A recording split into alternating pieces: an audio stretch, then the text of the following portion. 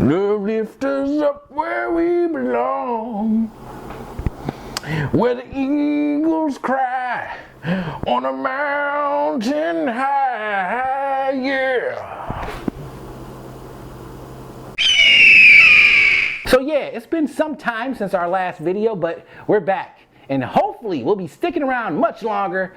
We got content planned, but that's neither here nor there. Let's just jump right into the video because that's what you came here for.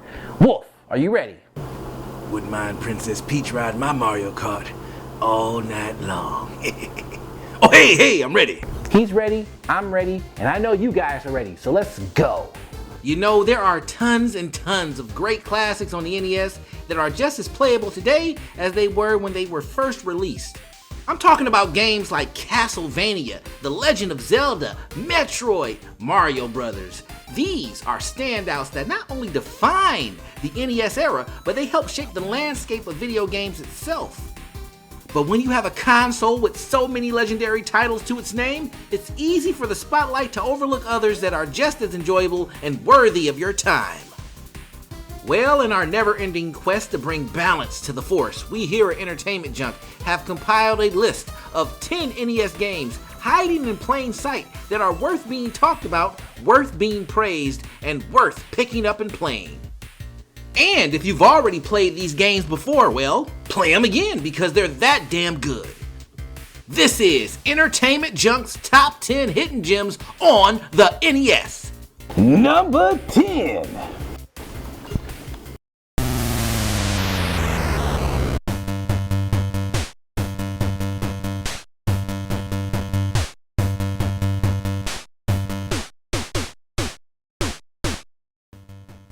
Alright, so Rescue the Embassy Mission was ported over to the NES back in 1988, and well, if I could compare this game to anything, I would say this is the closest you'll ever get to an 8-bit version of Rainbow Six Siege.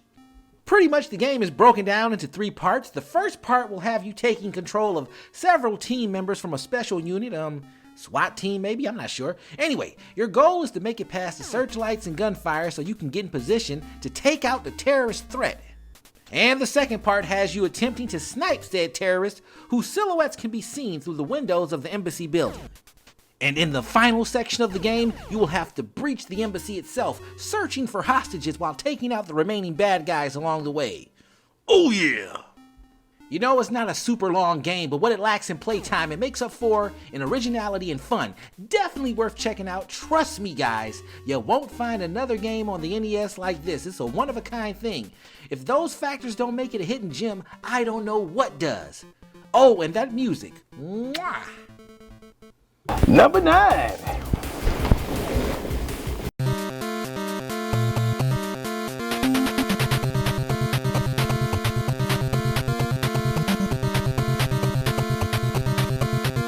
Heavy Barrel is a run-and-gun style game from the developers Data East, and I gotta say, it's just pure action from the moment you pick up the controller and drop onto that island. In the game, your mission is to stop a terrorist group who has taken control of a nuclear missile site. Along the way, you collect parts for this gun called Heavy Barrel, which once built is a monster. I mean, it's clearing out enemies, bosses, anything that stands in its way. And of course, like so many other games of the time, a second player can jump in and join in on the action too because, yes please. Now, is this game on the same tier as Contra? No, but should it be mentioned more alongside other great run and gun games of that era? Yes, yes, and yes. Number 8.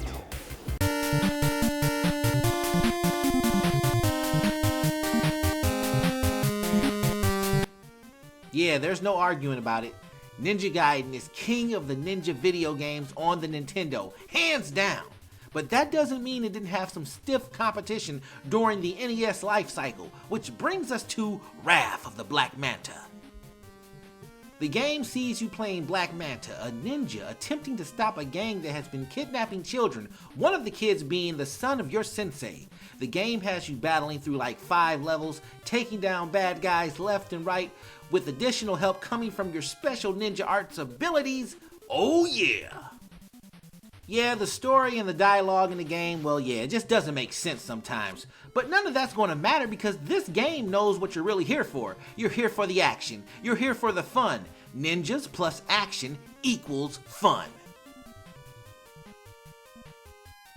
Number 7. Number 7.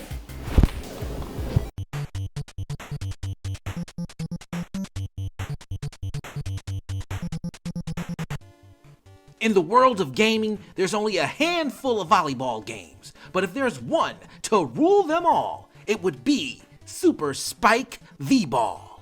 If the music, sound effects, and sprites seem a bit familiar, that would be due to the developers Technos, or Technos of Japan if you want to be technical. They're the ones who are also behind the Double Dragon series, and it shows in this title as well. They even added Billy and Jimmy Lee as playable characters, which I gotta say is an awesome bonus. Super Spike V-Ball is crazy fun. It serves up a decent challenge with a healthy roster of characters, locations, and it's one of the few games on the NES to take advantage of the NES 4-score multiplayer adapter, allowing you and 3 of your friends to hit each other in the face with your balls all night long. Wait a minute, that didn't sound right.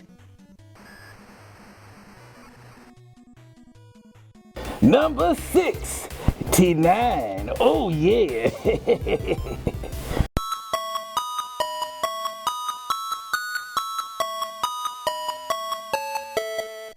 I think it's no secret, video games based on film properties usually end up being terrible and barely resembles the source material. But then a game like Gremlins 2, the new batch, comes along and does the complete opposite of what you would expect. I mean, my goodness, man, Sunsoft was on top of their game when they made this one. I mean, you got amazing music, challenging levels, a nice assortment of weapons and items at your disposal, and well-done cutscenes that tie directly into the movie. Why this game doesn't get more praise for pulling off what seemed almost impossible at the time is beyond me. But if you haven't played it, stop what you're doing right now, just pause the video, go play it, then come right back and we'll finish up the list, okay? Number 5.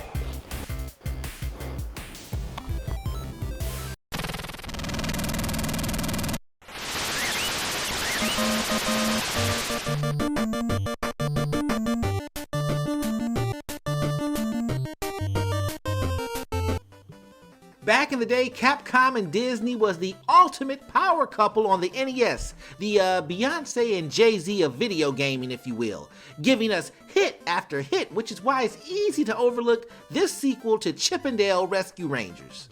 Now, Part 2 adds some new mechanics here and there, while still retaining everything that made the first one a blast to play. Playing this game solo is no doubt fun, but just like Part 1, where it really shines is in its co-op mode. I mean, hot dog diggity damn. You and a friend get together on a Saturday afternoon, order some pizzas, pop this puppy in, and I promise you, nothing but great memories are getting made in the process. Now go and play it! Play it! Number 4.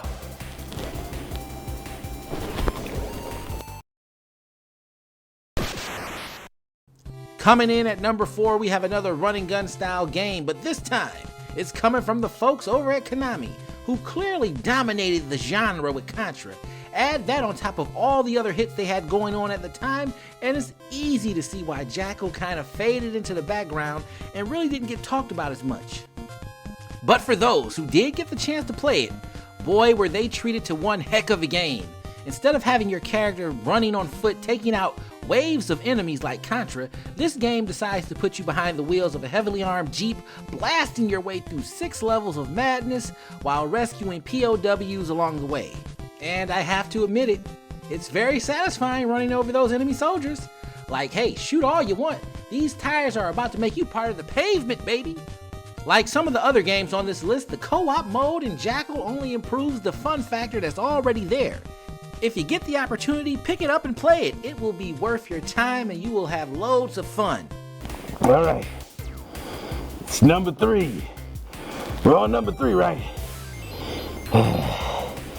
Number 3.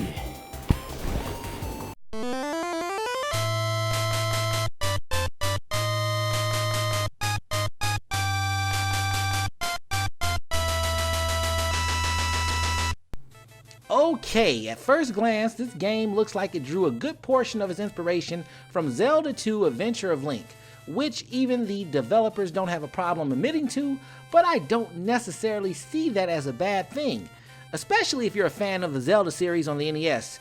This, for you, is like a bonus of sorts because you're still getting that similar kind of action with some minor tweaks and changes while using Greek mythology as its backdrop.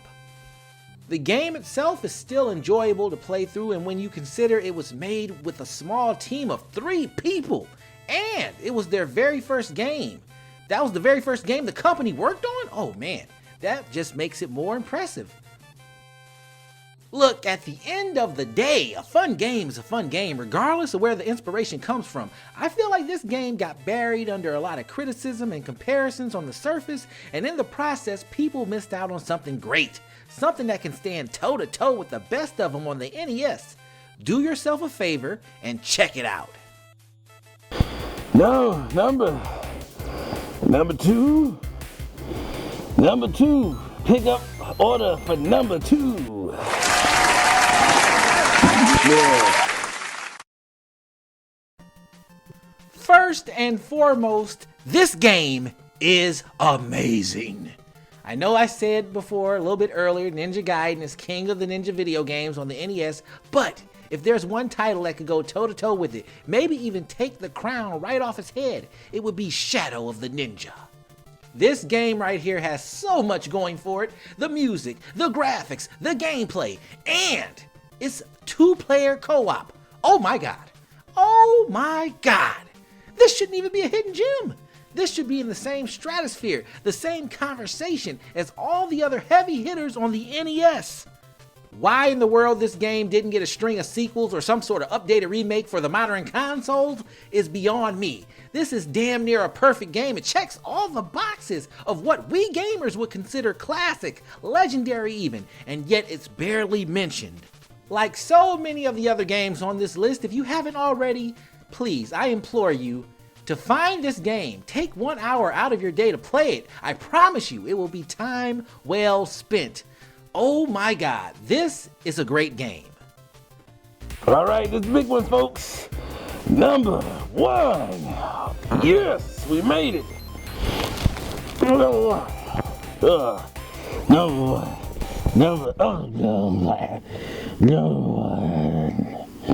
Yeah.